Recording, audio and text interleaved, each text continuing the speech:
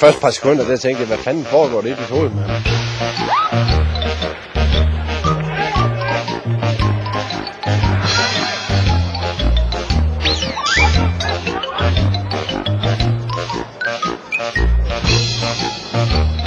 Det er faktisk sket 2 gange, hvis jeg skal være helt ærlig.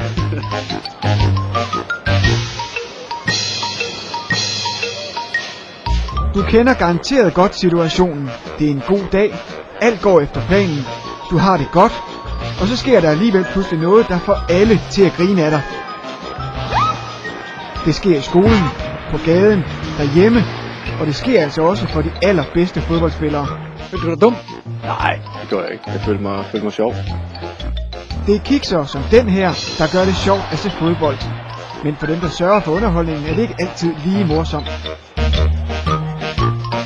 Så da jeg hopper over, så hænger min støvle fast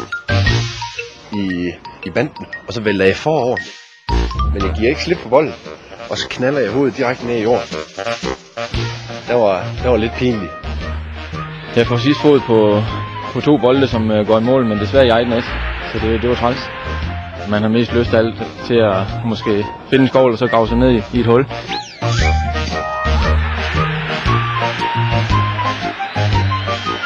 Det var træls.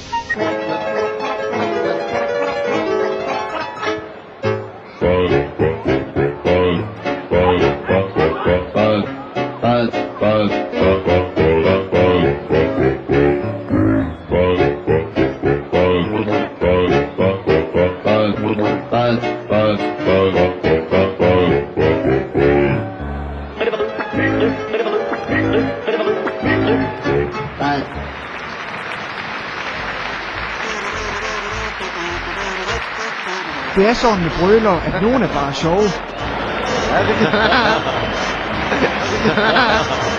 Andre er lidt mere alvorlige. Og det er de sidste, der er sværest at komme sig over.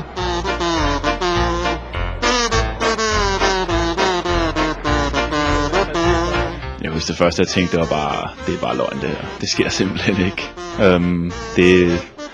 Lige først var det sådan lidt uvirkeligt, at det egentlig var sket, ikke? Fordi man tænkte, så store fejl laver man bare ikke. Men det gjorde man åbenbart. Ja, altså der føler jeg med Rune Petersen her, det må jeg sige. Den er frygtelig, den der. Det ligner noget, jeg kunne fundet på. Ja, det var et eftermiddag.